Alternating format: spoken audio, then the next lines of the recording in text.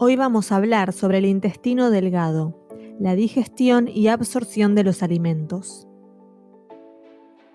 Bienvenidos a una nueva edición de Nutrimente. Si querés tener acceso a más contenido, además de los videos de YouTube, te dejo diferentes opciones en la descripción de este video. Luego de su procesamiento en el estómago, la masa de alimento ingresa en el intestino delgado. Allí se completa la digestión de los hidratos de carbono y las proteínas, que comenzó en la boca y el estómago, y se inicia la digestión de las grasas. El intestino delgado es un tubo largo y muy plegado, con una gran superficie de contacto con el alimento. Empieza en el esfínter pilórico, se enrolla a través de la parte central e inferior de la cavidad abdominal y finalmente se abre en el intestino grueso. Tiene un diámetro promedio de 2,5 centímetros y una longitud de 3 metros aproximadamente en una persona viva y alrededor de 6,5 metros en un cadáver, debido al relajamiento de la musculatura lisa después de la muerte. El intestino delgado es el componente más largo del tubo digestivo y está dividido en 3 porciones anatómicas. El duodeno, con alrededor de 25 centímetros de largo, es la primera porción y la más corta y ancha del intestino delgado. Comienza a la altura del píloro del estómago y termina en el ángulo duodeno-yeyunal.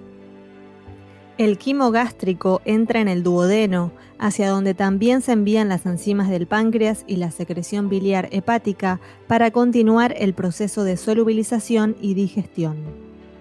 La siguiente porción es el yeyuno, con alrededor de 2,5 metros de largo en una persona muerta y 1 metro en una persona viva, que comienza en el ángulo duodeno-yeyunal y constituye los 2/5 proximales del intestino delgado. Gradualmente cambia sus características morfológicas para convertirse en el íleon. Y por último, el íleon, con alrededor de 3,5 metros de largo en una persona muerta y 2 metros en una viva, es la continuación del yeyuno y forma los 3/5 distales del intestino delgado. Termina a la altura de la válvula ileocecal, el límite entre el íleon y el ciego, al comienzo del intestino grueso. En el duodeno ocurre la mayor parte de la digestión y en el yeyuno e íleon tiene lugar la absorción. La pared del intestino delgado está compuesta por las mismas 4 capas que forman la mayor parte del tubo digestivo: la mucosa, submucosa, muscular externa y serosa, que vimos en detalle en otro video del canal. Sin embargo, ciertas características estructurales especiales del intestino delgado facilitan el proceso de digestión y absorción.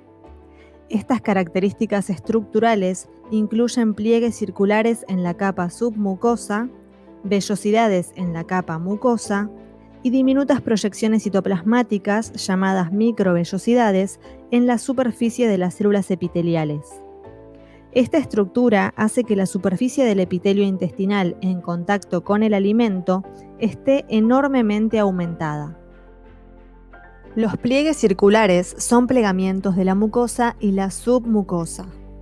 Estas crestas permanentes de unos 10 milímetros de longitud comienzan cerca de la porción proximal del duodeno y terminan aproximadamente en la porción media del íleon.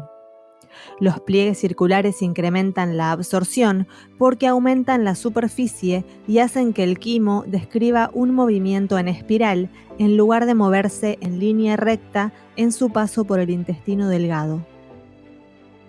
Como mencionamos, en el intestino delgado también hay vellosidades, proyecciones en forma de dedo de la mucosa de 0,5 a 1 milímetro de longitud. La gran cantidad de vellosidades, de 20 a 40 por milímetro cuadrado, aumenta mucho la superficie del epitelio destinada a la absorción y la digestión, y le da a la mucosa intestinal una apariencia similar a la del terciopelo. Cada vellosidad está cubierta por epitelio y tiene un centro de lámina propia. En el tejido conectivo de la lámina propia están incluidas una arteriola, una vénula y una red de capilares sanguíneos, así como un quilífero, que es un capilar linfático. Los nutrientes absorbidos por las células epiteliales que recubren la vellosidad pasan a través de la pared de un capilar o un quilífero para ingresar en la sangre o en la linfa respectivamente. Además de los pliegues circulares y de las vellosidades, el intestino delgado también tiene microvellosidades, que son proyecciones de la membrana apical, es decir, la membrana libre, de las células absortivas. Cada microvellosidad es una proyección cilíndrica recubierta por membrana y contiene 20 a 30 filamentos de actina. Con microscopía óptica, las microvellosidades resultan demasiado pequeñas para ser observadas individualmente. En cambio, forman una línea difusa visible denominada borde en cepillo, que se extiende en la luz intestinal. Hay unos 200 millones de microvellosidades por milímetro cuadrado de intestino delgado. En virtud de que las microvellosidades aumentan mucho el área superficial de la membrana plasmática, gran cantidad de nutrientes pueden difundir al interior de las células absortivas en un periodo determinado. En el epitelio de la mucosa del intestino delgado hay por lo menos 5 tipos celulares. Uno de ellos son los enterocitos, cuya función primaria es la absorción. Son células absortivas especializadas para el transporte de sustancias desde la luz del intestino hacia el sistema circulatorio. También podemos encontrar células caliciformes, que son glándulas unicelulares mucosecretoras. Otras son las células de Paneth, cuya función primaria es mantener la inmunidad innata de la mucosa mediante la secreción de sustancias antimicrobianas. Las células enteroendocrinas producen diversas hormonas endocrinas y paracrinas. Y por último, las células M, también conocidas como células con micropliegues, son enterocitos modificados que cubren grandes nódulos linfáticos de la lámina propia. La mayor parte de la digestión química ocurre en la primera porción del intestino delgado, denominada duodeno, que contiene jugo intestinal producido por glándulas presentes en sus paredes. Este jugo intestinal, junto con el jugo pancreático que llega desde el páncreas y con la bilis proveniente del hígado, completan la digestión de los alimentos que ingresan desde el estómago. Los jugos intestinal y pancreático tienen enzimas que terminan de degradar las proteínas, pero solo el jugo intestinal aporta enzimas que continúan la degradación de los hidratos de carbono hasta la formación de glucosa, y solo el jugo pancreático aporta las enzimas específicas para la degradación de los lípidos. La bilis, si bien no contiene enzimas, juega un papel importante en la digestión de los lípidos, ya que al ponerse en contacto con ellos, los fragmenta en pequeñas gotitas. Sobre estas gotitas actúan más fácilmente las enzimas pancreáticas, transformando las moléculas de los lípidos en otras de menor tamaño, los ácidos grasos y el glicerol. En el intestino delgado, entonces, terminan de digerirse todos los alimentos que el organismo es capaz de degradar. El proceso digestivo en el intestino ocurre en las criptas intestinales, en donde las células secretoras liberan moco, agua y varias enzimas que continúan con la digestión.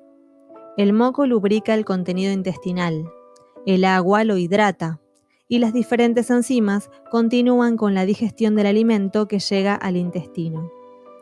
La membrana plasmática de las microvellosidades intestinales contiene enzimas que catalizan los últimos pasos de la digestión intestinal.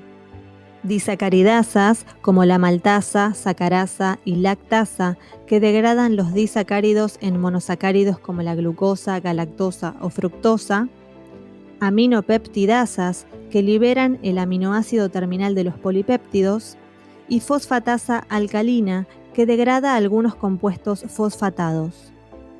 Todas las fases de digestión mecánica y química, desde la boca hasta el intestino delgado, están orientadas a modificar los alimentos y tornarlos a formas que puedan pasar a través de las células epiteliales absortivas que revisten la mucosa e ingresar en los vasos sanguíneos y linfáticos subyacentes. Esas formas son monosacáridos, como la glucosa, fructosa y galactosa provenientes de los carbohidratos, unidades de aminoácidos, dipéptidos y tripéptidos de las proteínas, y monoglicéridos de los triglicéridos. El pasaje de estos nutrientes digeridos del tubo digestivo a la sangre y la linfa recibe el nombre de absorción. La absorción de materiales ocurre por vía de difusión, difusión facilitada, ósmosis y transporte activo. Hay videos explicando los diferentes tipos de transporte a través de la membrana plasmática en el canal. Alrededor del 90% de toda la absorción de nutrientes ocurre en el intestino delgado. El 10% restante se absorbe en el estómago y el intestino grueso. El material no digerido y no absorbido en el intestino delgado pasa al intestino grueso. Los monosacáridos glucosa y galactosa, así como la mayor parte de los aminoácidos, son absorbidos en un proceso de transporte en el que también interviene el sodio, en un mecanismo de transporte activo secundario.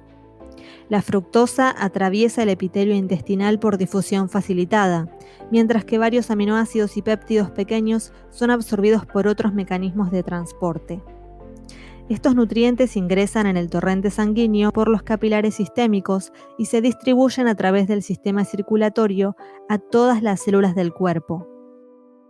Las grasas, hidrolizadas a ácidos grasos y glicerol y resintetizadas a nuevas grasas en las mismas células intestinales, son empaquetadas en partículas llamadas kilomicrones que ingresan en el sistema linfático. Finalizada la absorción, tanto la sangre como la linfa, al circular por el cuerpo, transportan las sustancias absorbidas en el intestino delgado a todas las células del organismo. Con todo lo visto, podemos decir que la función primaria del intestino delgado es la digestión y la absorción de los alimentos y nutrientes, que son aprovechados por las células para la obtención de materia y energía. Pero como la condición para que una sustancia sea absorbida es que sus moléculas tengan pequeño tamaño, cualquier molécula pequeña que llegue al intestino también podrá ser absorbida. Esto hace que se produzcan intoxicaciones si esas sustancias resultan perjudiciales para el funcionamiento del organismo. La celulosa es un componente abundante en la comida de origen vegetal. Este polisacárido no constituye un alimento para el organismo, pues este no cuenta con enzimas específicas para digerirlo. Por lo tanto, toda la celulosa contenida en la comida atraviesa el sistema digestivo sin ser transformada. Sin embargo, la celulosa cumple un papel importante, dado que favorece el avance de los materiales a través del sistema digestivo. Se estima que las sustancias permanecen en el intestino delgado entre 4 y 8 horas. En el próximo video vamos a ver el intestino grueso, la absorción ulterior y la eliminación de sustancias. Si este video te gustó, por favor dale like o déjame un super gracias, y también te invito a compartirlo y a suscribirte al canal para tener a mano mucha más información. Si querés apoyar al canal y tener acceso a más contenido, además de los videos de YouTube, te dejo diferentes opciones en la descripción de este video. Te invito a seguir aprendiendo, porque lo que sabes influencia tu destino.